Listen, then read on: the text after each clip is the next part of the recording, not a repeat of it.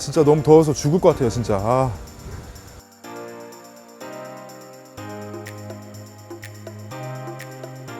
시작!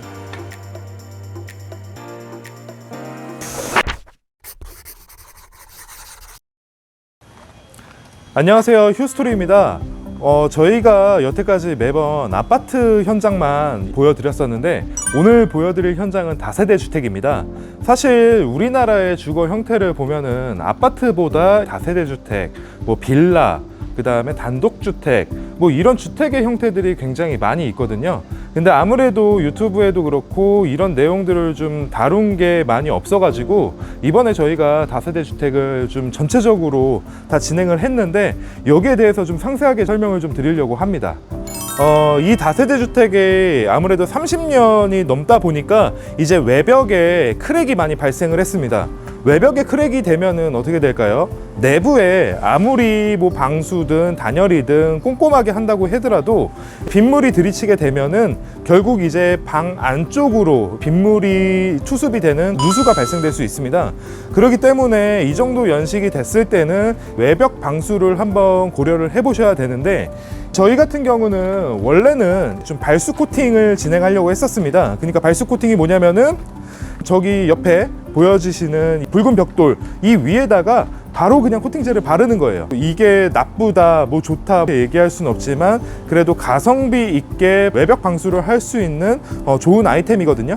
근데 지금 이 현장 같은 경우는 조금 문제가 있었어요. 아무래도 이제 좀 연식이 오래되다 보니까 기존에 이제 주인님께서 좀 방수를 한다고 하신 게 이제 좀 실리콘을 완전 그냥 떡칠을 해 놓으신 거예요. 그래서 이거 사진 보시면은 저희도 이거 좀 난감했죠. 근데 이 위에다가 바로 발수 코팅을 바르게 되면은 어떻게 될까요? 그 실리콘 위에는 이제 발수 코팅을 바르면은 이게 약간 기름 덩어리처럼 이렇게 맺히는 현상이 발생을 합니다. 그러니까 먹지를 않아요. 이 실리콘이 나중에 갈라지고 떨어지고 하는 과정에서 그 위에 도포된 코팅제까지 같이 떨어지는 거거든요. 그러면은 이게 큰 돈 들여가지고 외벽 방수를 했는데 이게 의미가 없다는 거죠. 그렇기 때문에 이 현장에서는 이 실리콘들을 모두 다 긁어냈습니다. 그래서 이거 긁어내는데 비용이 좀 만만치 않게 들었어요. 그 이후에 만능 프라이머라고 하는 제품을 전체적으로 다 도포를 했습니다. 그 이후에 이렇게 다시 방수 페인트를 바른 거예요. 그러니까 일반적으로 외벽 방수 견적 받으실 때 어떻게 받으시느냐에 따라서 이 가격은 사실 천차만별인 거죠.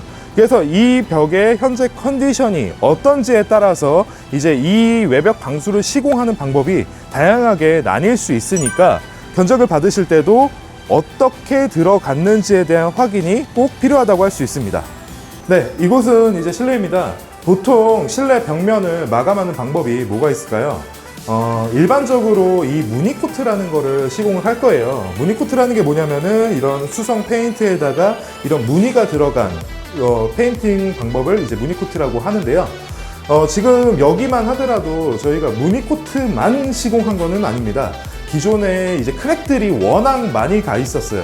이 크랙들을 그대로 방치하고 도포하기에는 나중에 어차피 또 그 부분이 갈라지는 거거든요. 그렇기 때문에 저희가 크랙 부분을 바인더로 잘 매꿈질을 하고 그 다음에 1차, 2차 페인트를 도포를 하고 그 이후에 이제 무늬코트를 도포를 했습니다.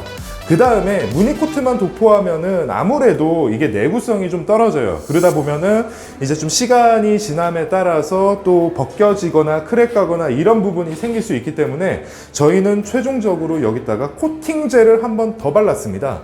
아무래도 일반적으로 무늬코트 평당 얼마예요? 이렇게 해서 받으시는 그런 견적들이 이런 것들을 포함하고 있지는 않을 거예요. 그러니까 무늬코트를 시공을 하더라도 이제 이게 어떤 공정을 거쳐가지고 그렇게 되는 건지 좀 꼭 반드시 확인할 필요가 있습니다. 그리고 이 분전함 같은 경우는 워낙 이제 오래되다 보니까 기존 거를 똑같은 사이즈를 맞출 수가 없었어요. 그래서 이것도 저희가 사스로 해서 특수 제작을 한 겁니다. 이렇게 제작을 해가지고 깔끔하게 이렇게 시공을 해드렸고요.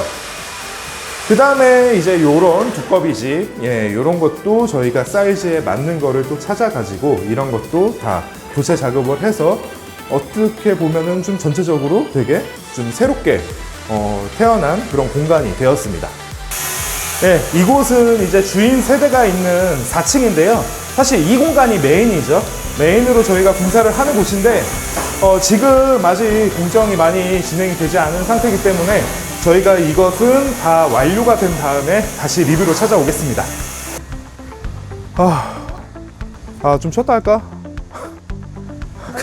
그래 그냥 하자. 이곳은 옥상입니다. 이게 옥상에서 가장 중요한 게 뭘까요?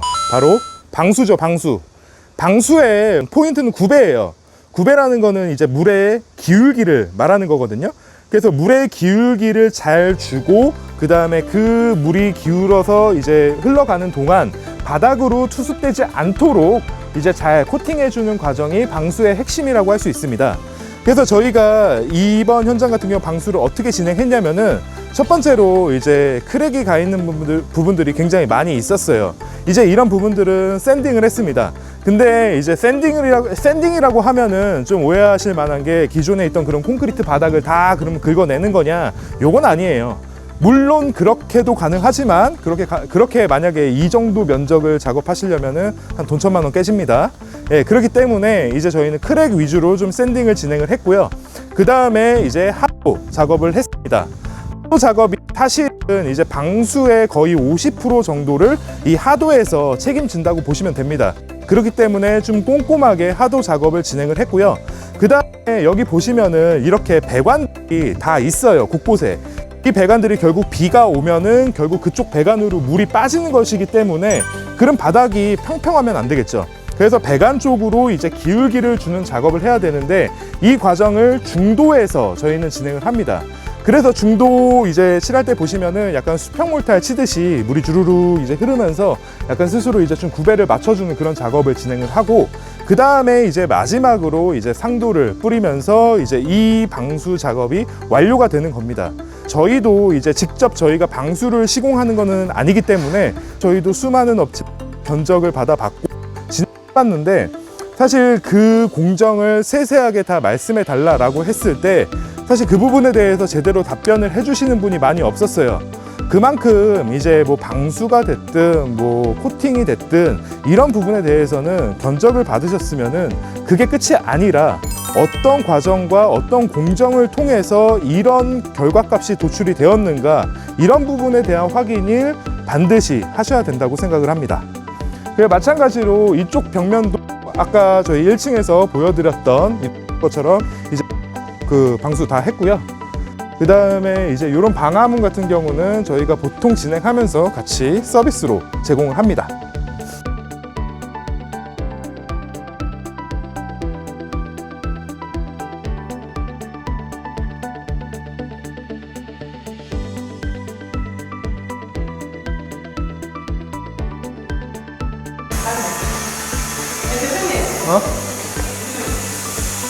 뭐? 뭐 말같이 잔소리 하고 있어.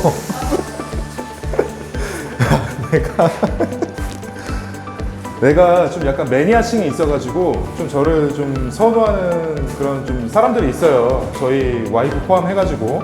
예, 뭐 그거는 뭐 개인의 취향이니까 뭐 그런 댓글들 저는 언제든 환영합니다. 예.